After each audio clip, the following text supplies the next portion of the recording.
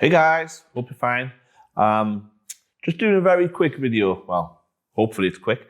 As you may or may not know, I'm quite heavily invested in the Godox system within the studio. The Godox flashes is all I use, and I don't use on-camera flash particularly often. My on-camera flash of choice for the Pentax system, I say of choice, it's the only one I actually have, is the Sigma EF-610 DJ Super. Had this for quite a few years. I don't use the flash very often.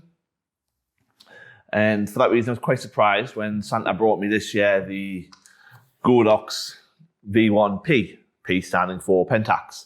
I only really use on-camera flash at events, and I only do events and weddings, etc. for people I know and like. I don't actually advertise that as a service in any way. I find it very stressful, so it's not something I look for. But I was quite pleased to get the Godox flash. The reason that I will be using the Godox and possibly getting rid of my Sigma to buy a smaller Godox to go along with it is its compatibility with the system. When I have done weddings and events, I have generally used the X Pro trigger on top of my camera, and I've had an assistant carry 8200s in sort of handheld little tripods, three-legged thing one, and I've got a Joby one with little diffuser heads on, and use those to get some off-camera flash going. But the Godox flash, if you don't know, actually has a commander built into it. So it would be a bit easier to work without an assistant if I wanted to at a wedding or an event, because of it having the trigger built into the flash and being able to use it to trigger the 8200s off camera for maybe for hairlight or whatever, and using the on-camera flash for fill. But if you're not heavily invested in the Godox system and don't have that as a reason to buy the Godox V1P, you might find a Sigma, which is still available from many suppliers, is a good alternative. So I thought it might be useful to do some comparisons of the two flashes. The first thing I'll do is you probably noticed the Godox has got a round head, the Sigma has got a square head. I will set up a black background here in the studio, and we'll do some full power test shots to show the spread of the light. Then I thought we could do some side-by-side triggering to work out which one recycles faster. And then I thought I'd pull some sort of random object into the space, and I'll do a couple of on-camera P-TTL tests to see what difference that makes. Now, the one advantage that I think the Sigma has, and I can't even remember if it has it because it's not something I use over the Godox flashes, rear curtain sync. In the Pentax system, that you set rear curtain sync on the flash, not on the camera body. If you've got a pop-up flash on your Pentax camera, it's a wide misconception that you can set rear curtain sync on the body, but you can't. That setting is actually only in relation to the pop-up flash, and it doesn't carry through to any flash you have mounted on the camera. When you move on to the K32 and the K1, which don't have a pop-up flash on them at all, you'll notice those options are gone. You have to set that on the flash. Now, I might be wrong, and I'll find out when I'm doing these tests.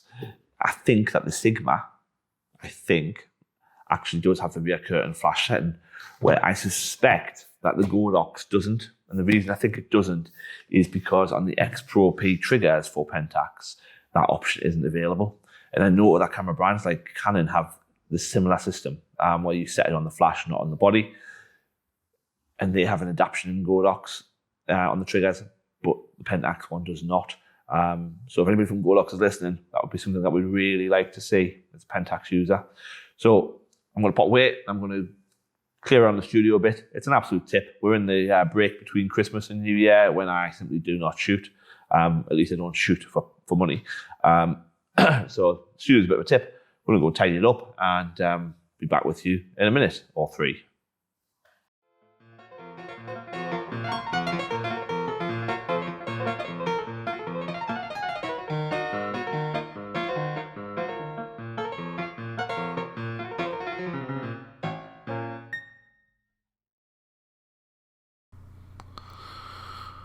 Okay, so right about here, there was supposed to be footage of me taking video of the process of taking photographs of the black background from 1 meter away, first using the Sigma and then using the Godox flash, so that we could look at the pattern and how bright it lights the background, but mainly the spread of the light. Unfortunately, it would appear that I forgot to press record on the Sigma, but I do of course still have the still images, so we'll just briefly look over the images, and you'll find that I shot it on manual at 1/8 power and full power for both of them. First I shot with the Sigma, and then I shot with the Godox, and here are the images. So first of all we have the Sigma, and you'll notice the pattern is fairly simple, as you would expect, but it does go much higher than you would necessarily think for the shape of the flash. And then the Godox, again at full power, it practically whites out the background, but you can see where it vignettes around the edges.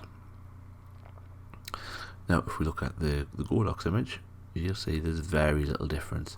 There is probably a wider spread visible on the 1/8 power than there is on the full power. But for me, there is very little in the spread. It makes it to the point that it's simply not important at all for me. The only benefit I can see of the round head versus the square head is that the round head will give you a better catch light if you're close enough to the subject of your photo, and the subject of course has an eye. Okay, so as you can see, I've set up a couple of random objects here in order to take some TTL shots. The ceilings in here are white, so I'm going to treat this as if you would for pretty much an event. So I'm going to bounce the light off the ceiling.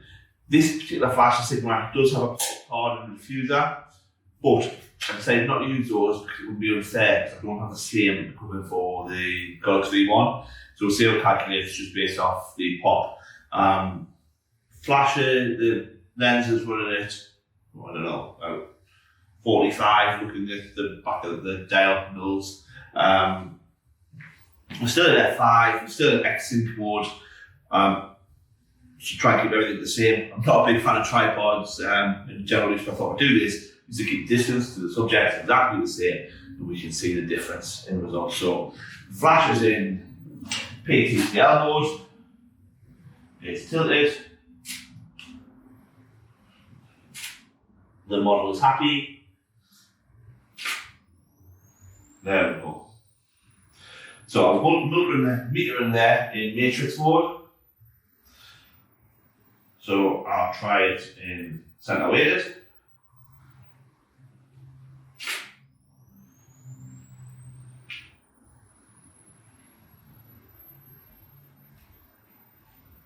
And then I'll try it again on spot.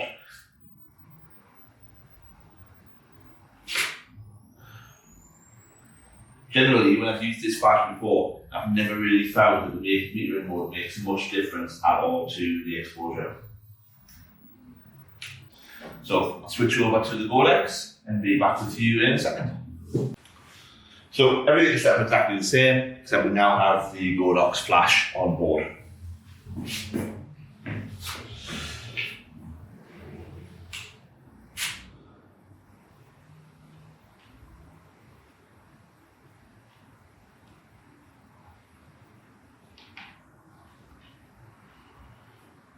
Just remember to put the camera back in, matrix metering.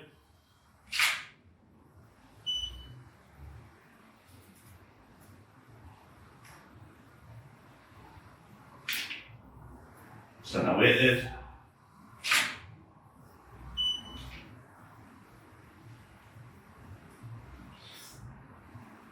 And spot.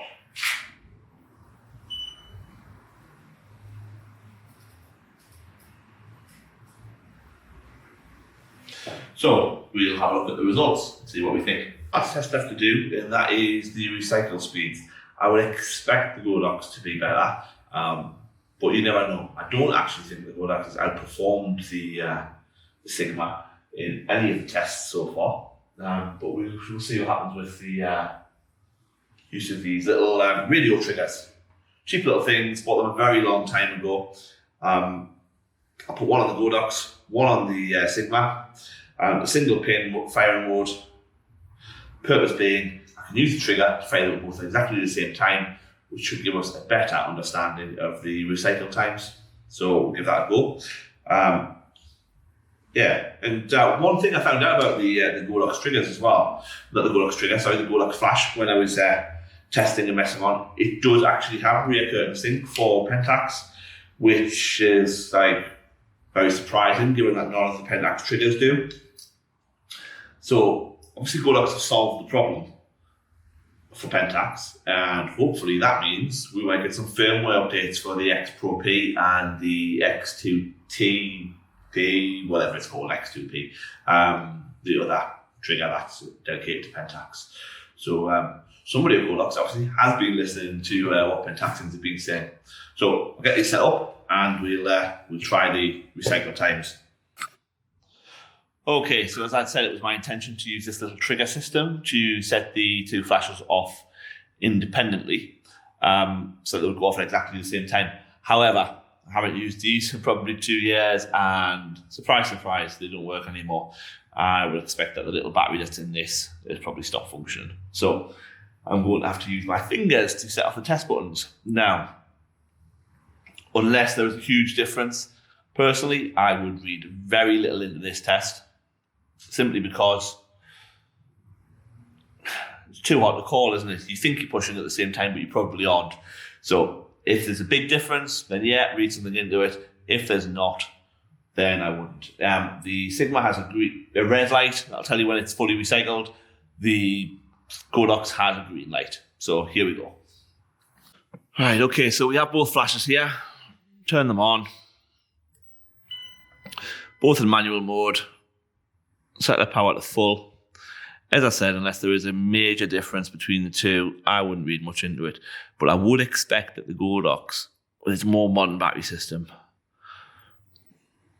would recycle faster. So try full power, 50 zoom, manual, and here we go. Whoa, that's a bit sensitive, isn't it? Something to watch out for. Turn it back to full power. Press the set button to come out of it so you can't knock it again. And 1, 2, 3, test.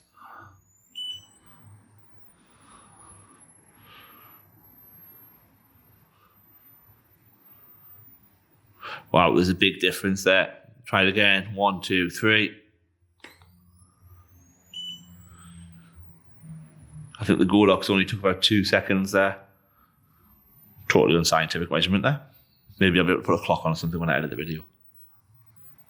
We try knocking it down to half power. There will become a point, I would imagine, where we won't see much of a difference. And the thing I would say is when I do events, not that I'm a particularly great event photographer, I do a lot, I tend to shoot at lower power but higher ISO. For faster recycle times, maybe you wouldn't need to do that so much with the Godox. The Godox still beating it by a considerable margin. 1, 2, 3. Yeah, the Godox would be pretty nice to use at that sort of sync speed. Sorry, not that sort of sync speed, with that sort of recycle speed. Try it at 1/4. Yeah, you do it easier that way. Great, and 1, 2, 3, test. Yeah, 1/4. The Sigma is just as good, although on repeated presses, the Sigma seems to be slowing down. Maybe the batteries are starting to die, maybe it's just starting to get a bit overheated.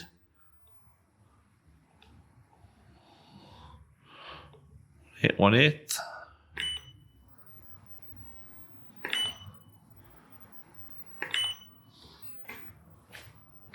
Yeah, so the recycle speed of the Godox is obviously significantly better.